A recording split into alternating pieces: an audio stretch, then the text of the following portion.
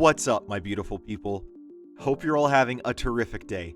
Exile451 here with yet another daily dose of Reddit Happy. It's Tuesday, so you know what that means. We're going back into r/AskReddit for some more funny stories that I'm sure are gonna make you guys laugh. So sit back, relax, and enjoy the video. Okay, so the question was, teachers on Reddit, what is the most stupid answer someone has ever given on an exam? Just the other day, the question asked the learners to explain the myth in the passage. The answer I got? A myth is a female moth. And I just sort of looked at the answer for a while before realizing the extent of stupid answers. I am in a one-to-one school. Every student is issued an iPad, so I use a digital quiz that my students can type on. I can't remember what the question was, but I remember the student's answer. It was a pizza emoji. Well, I guess better a pizza than a turd. College English professor here. Though the dumbest exam answer I ever saw came from one of my fellow TAs in a huge lecture hall film class back when I was still a grad student. For some unfathomable reason, one of his students decided to answer the written final exam in the form of a poem that didn't begin to answer any of the exam questions, nor did it reference any of the movies we watched in class, which you had to pick from for the answers, but instead just threw in references to whatever random movies he could work into his rhyme scheme. And even setting all that aside, this student still had zero talent for poetry. I don't know what the heck he was thinking, but my friend generously decided to give the student a 20% for bothering to show up and at least write something down. It's a film class. How hard is that to... I mean, you have to try to fail that. I mean, dude. Not an answer, but they raised their hand to ask a question. The hand with all the answers written on it. A master of subtlety they are not. My dad once told me about one of his students complaining she missed a point because the topic of the question wasn't covered in class. The question? Can you get pregnant from a handshake? He was teaching freshman med students. A freshman med student? Did they not take high school health? I mean, did they not take elementary school sex ed? I mean, maybe in theory, under a bizarre set of circumstances, it's hypothetically possible? But I can't go into those circumstances without risking YouTube getting upset at me. So... Oh, what on Xenu's beautiful big flat earth was she thinking? One of my teachers said that as they were marking Year 12 finals, someone responded to an essay question with, "I don't know, but here's a picture of a bird," and then drew a really beautiful bird. Actually, there was a comment on this where someone elaborated saying that they were a teacher and under their grading system, a blank answer was worth 0% of the points, but a filled-in answer had to be at least worth 51%. Stupid, maybe, yes, and we can fully debate the merits of such a grading scale, but apparently it pays to at least draw the birds on the tests. My mom was a teacher, and she was doing a geography quiz with students in year 7/8, 6th and 7th grade in the US. One of the questions was, what was the biggest island until Australia was discovered? One kid answered, "Trick question. Australia isn't real." Edit, this was a while ago, before Australia was classified as a continent. Well, you've got a whole giant landmass of people that might disagree with you otherwise. Or Australia is actually just a giant fabricated myth that we've all been told to believe is real, but is actually nothing more than actors on a stage, paid to play a part and convince us all of a grand conspiracy in its truthfulness. But I'm not good at making tinfoil hats, so I'm just gonna believe that it's real. Not a teacher. One time, I didn't study at all for a test. I left almost all the answers blank. The very last question was the only one I got marks for. The question was, what is a haiku? Please define and provide an example. My haiku was, I have failed this test.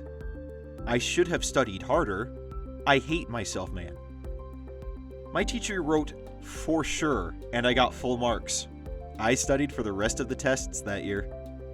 You see, you mentioned haikus, and the only thing that comes to mind is the episode of Avatar: Last Airbender where Sokka has this haiku poetry slam.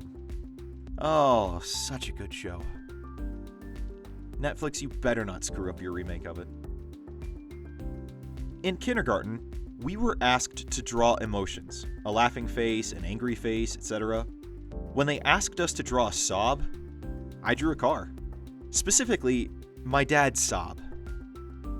And then someone followed this up with, that's awesome. In kindergarten, I was shown a picture with a marionette on it.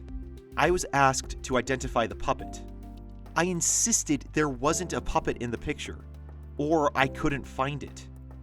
It was clearly a marionette.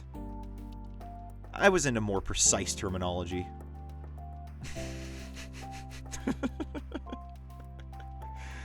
That just reminds me of the story my mom has told me about when I was in kindergarten, where I had a very big vocabulary when I was young, because my mom would read to me every night, and I used the word tenacity in its actual context to another student, and the kindergarten teacher pulled my mom aside when she came to pick me up that day and was like, I think there's a problem. Your son has a bigger vocabulary than I do. And I'm not just saying that to sound self-important or anything. It's just a funny story my mom still brings up. I can provide something stupid I did myself multiple times. Me and my friends had this meme, I guess, where the answer to every question we didn't know would either be 6, 42, or Jesus. One day, we had a science exam, which I didn't do anything for. So I said screw it and answered all questions with one of these 3 answers. For one question, I filled in 42, and it was actually within the margin of error. Answer was 43. So I got 1 point for that, bumping my total grade from a 1 to a 1.1. I wrote, Jesus is always the answer on a physics test once.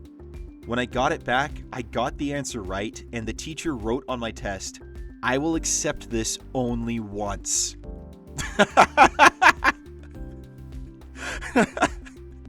Well played, good sir, well played. Who is considered America's founding father? George W. Bush. Well, I mean, he got the first one right, and he got the initial of the last name. So, I mean, he's kind of like 2/3 of the way there, I guess. I mean, you gotta give him some credit at least. I'm not a teacher, but I know someone who spelled their own name wrong on an exam.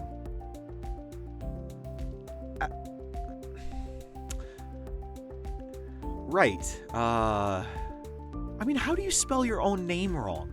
Like, that's the first thing you learn to write.